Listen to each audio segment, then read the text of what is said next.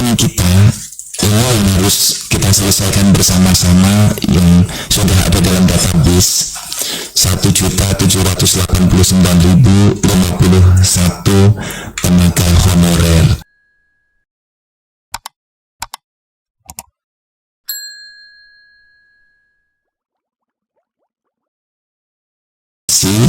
Dari 20 menjadi 153, tapi ada juga beberapa kabupaten yang mengurangi formasinya.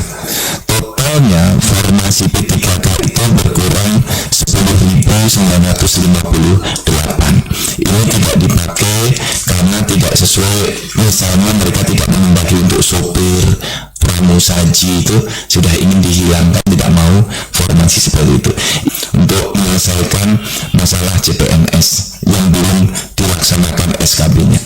Lalu izin tadi melanjutkan untuk melaporkan progres seleksi P3K tahap 1. Bapak Ketua, Bapak Wakil Ketua, dan Bapak Ibu semuanya, kalau kita melihat P3K ini memang prosesnya jauh lebih rumit daripada seleksi CPNS. Pasti sudah masuk ke WhatsApp Bapak dan Ibu, ke medsos Bapak dan Ibu, bagaimana permintaan kawan-kawan kita yang sudah terdata di database, kemudian belum terdata dalam database tapi sudah 2 tahun bekerja, belum terdaftar dalam database tapi terdaftar dalam Dapodik. Ini untuk para tenaga pendidikan guru terutama.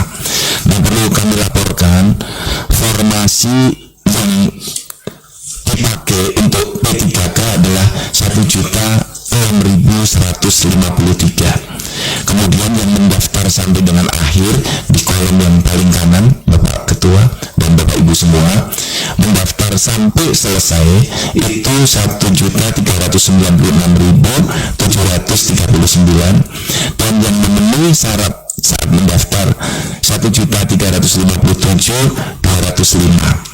Yang tidak memenuhi syarat, berkasnya tidak memenuhi syarat, itu 39.496.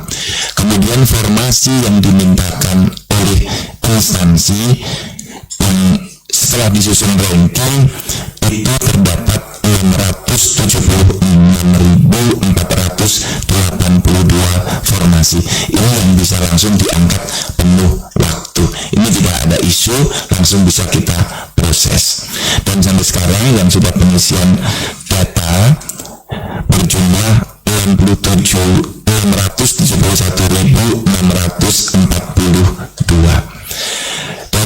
Dari formasi 1.600.000 tadi, sekarang sisa formasi ada 329.671.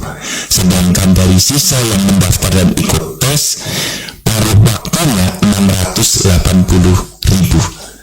Nah, yang paruh waktu inilah yang nanti harus kita carikan solusinya untuk formasinya, karena formasi belum tersedia di 1.006.000. Maka di tahap kedua yang sekarang sedang berlangsung itu nanti akan memperebutkan, nanti juga saya sampaikan di slide berikutnya, yang sekarang berlangsung Bapak Ketua, untuk tahap 2 nanti akan memperebutkan yang 329.671. Ini tersebar di 587 instansi. Nah, formasi kita itu 329, jumlah pelamar finalnya 1.075.000. Ini nanti perlu kita pikirkan kembali, sisanya ini perlakuan kita harus seperti apa. Ini Bapak dan Ibu, yang kalau dari 1.075.000 ini yang terdata di database BKN itu sudah 207, kemudian yang bekerja 2 tahun lebih tapi tidak ada dalam database itu 867.000. Ini nanti memperebutkan 329.671 formasi. Perlu kami laporkan Bapak beberapa permasalahan yang sering muncul dan yang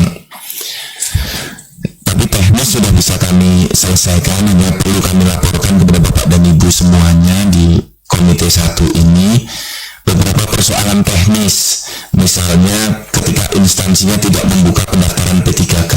Akhirnya Pak Mendagri di rapat tanggal 8 Februari instansi untuk membuka. Akhirnya dibukalah di pendaftaran kita tahap 2 dan kabupaten kota provinsi mulai menambah formasi untuk menampung honorer yang belum masuk di tahap 1. Selebihnya adalah persoalan-persoalan teknis yang tim teknis, tim kerja di helpdesk terus membantu para pelamar. Tahapan sekarang Bapak dan Ibu untuk tes tahap 2 itu masuk pada masa sanggah. Nah, di dalam masa sanggah yang paling banyak menjadi penyebab tidak lulus adalah ketidaksesuaian dokumen. Jadi ketidaksesuaian dokumen, mereka menyatakan sudah bekerja lebih dari 5 tahun, 7 tahun, ternyata tidak lulus. Nah, ini diselesaikan di instansi tempat para honorer bekerja dan melamar. Ini gambaran sampai dengan tahap yang kedua. Kalau yang tahap pertama, Bapak dan Ibu, relatif sudah selesai dengan PPK penuh waktu, nanti 676.000 slide ke-15. Ya, ulangi nanti untuk Bapak dan Ibu semuanya di slide ke-15. Yang tahap 1 sudah selesai semua, tinggal sekarang mulai pemberkasan untuk yang P3K penuh waktu. Yang tadi saya sampaikan, tingkat kelulusannya 67,2%. Ada memang beberapa Bapak instansi yang menunda pengadaan ASN di tahun anggaran 2024 ya. Juga formasinya dari pelamar P3K tahap 1 nanti yang bisa dioptimalkan di tahap 2. Yang tadi ada beberapa yang tidak dipakai, nanti bisa dipakai di tahap yang kedua. Kemudian secara keseluruhan perlu kami laporkan kepada Bapak dan Ibu, Bapak Ketua, penataan kita ini yang harus kita selesaikan bersama-sama yang sudah ada dalam database 1.789.051 tenaga honorer yang kemarin di tahap 1 ya sudah relatif selesai, kemudian sekarang masuk di tahap 2. Nanti yang ada di kolom kanan, tahap 1 kemarin sudah 1.455.142 ikut mendaftar. Kemudian masih banyak yang tidak mendaftar, kita perpanjang dan dibuat tahap 2 sampai diperpanjang 3 kali untuk memberi kesempatan. Sampai dengan perpanjangan yang ketiga yang berakhir tanggal 20 Januari ya. Kemudian kita bisa melihat sampai dengan tahap 2 yang tidak mendaftar di tahap 2, daftar tahap 2 itu ada 460.000 dan yang tidak mendaftar ada 306. Inilah kondisi terakhir yang perlu kami laporkan kepada Bapak dan Ibu di ruangan ini. Selamat datang Pak Wakil Pak Bahar. Yang terakhir yang perlu kami laporkan, dari 180.000 yang tidak mendaftar itu terjadi karena sudah tidak aktif bekerja, ada 64.142. Kemudian dari instansinya tidak merekomendasikan lagi seperti cleaning service, sopir ya, seperti itu. Kemudian sudah memasuki usia pensiun ada 11.000, meninggal dunia ada 6.000, kemudian sudah menjadi ASN 3.022 dan tidak memiliki ijazah 1.465. Jadi dari yang ada dalam database 180.000 tidak mendaftar lagi di tahap 2 dengan kondisi seperti ini.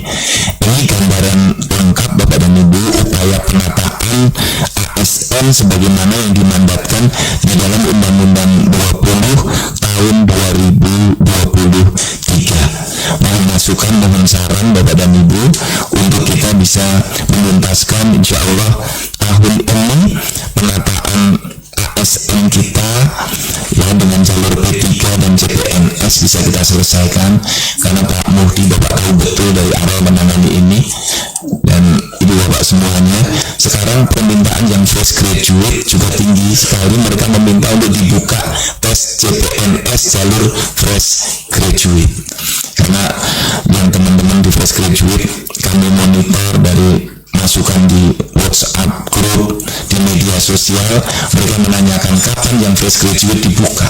Ini pemerintah dari 2024-2025 P3K terus yang akan diselesaikan.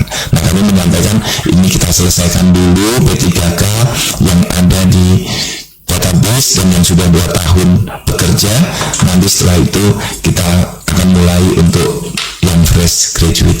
Demikian Bapak Ketua, Bapak Wakil Ketua, Bapak Ibu, seluruh anggota Komite 1. Terima kasih banyak yang masukan. Wabillahi taufiq wal hidayah. Wassalamualaikum warahmatullahi wabarakatuh. Ya, sebelum lanjut saya tadi Pak Bahar Buasan baru datang dari Bangka Belitung. Kemudian tadi Pak Pengrat tadi lagi keluar tadi Pak waktu perkenalan. Juga di ujung sana Pak Fritz dari Papua Selatan. Jadi Papua banyak betul, saja ada 6 Papua semua. Papua Selatan. Ya, Pak Lamek sudah tadi ya. Ya, baik ya saudara.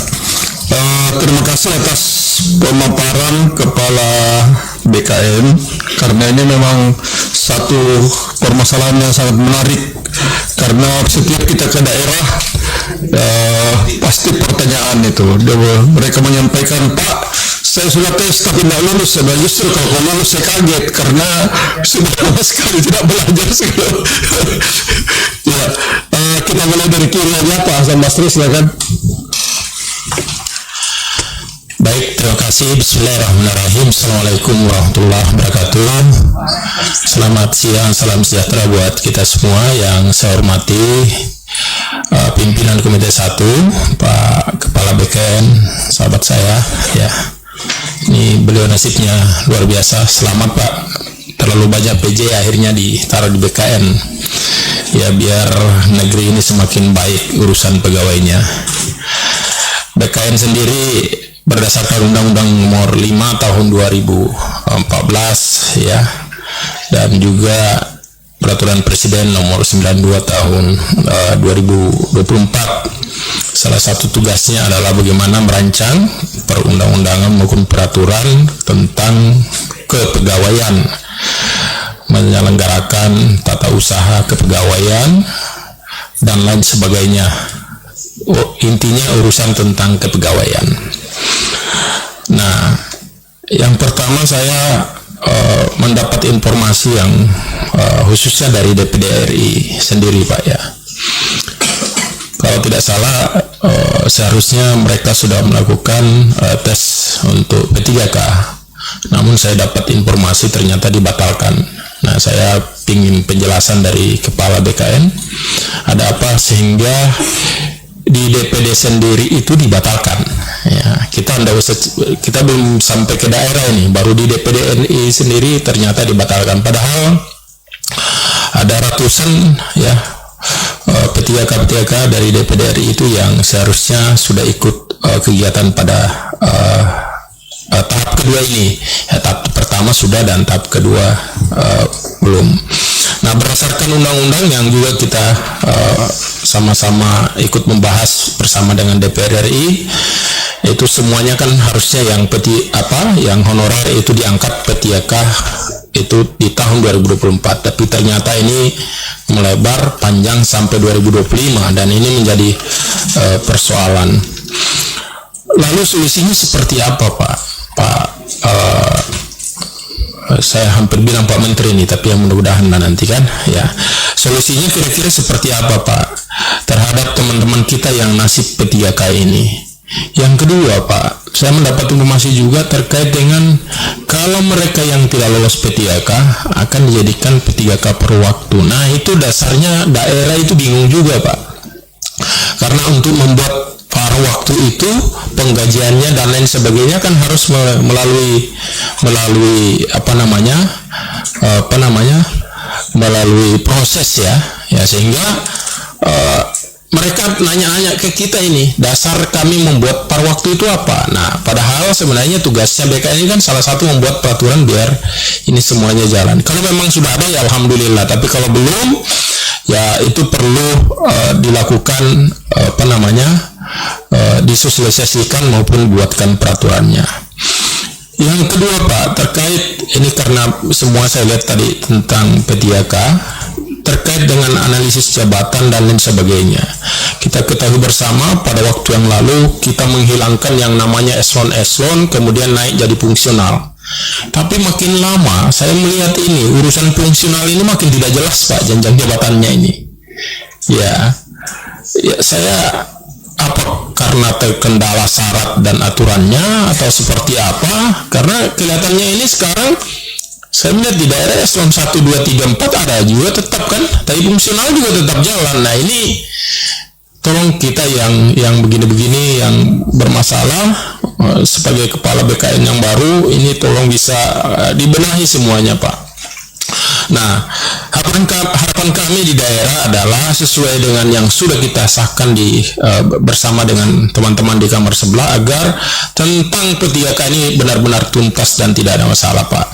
Jangan, mohon maaf Pak, ini biasanya terjadi, jangan nanti karena berganti kepemimpinan kepala-kepala daerah ini bawa gerbong baru, ini repot Pak. Banyak beberapa terjadi di daerah-daerah tertentu Pak ya, karena ini pergantian kepala pimpinan kepala daerahnya ya, mereka sudah mengangkat, tiba-tiba masuk PJ dicopot, nanti terangkat lagi, akhirnya bola-balik ini jadi bermasalah, ribut di pengadilan, yang orang sudah naik jadi eselon 2 tiba-tiba berhenti, tiba-tiba tidak menjabat sampai meninggal, sampai karena malu Pak. Nah ini perlu kita benahi semua sistem kepegawaian kita bersama. Saya kira itu Pak, ya saya mohon maaf, mudah-mudahan bermanfaat untuk kita semua. Terima kasih pimpinan. Assalamualaikum warahmatullahi wabarakatuh.